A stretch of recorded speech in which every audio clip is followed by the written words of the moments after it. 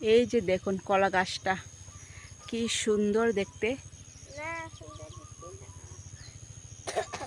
আরেকটা আছে এই যে।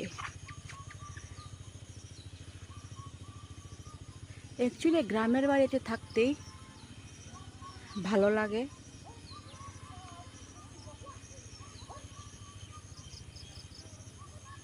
শহরে কি এটা আছে নাকি? শহরে তো এটা কিছু নেই। গ্রামে এসে মজা করছি।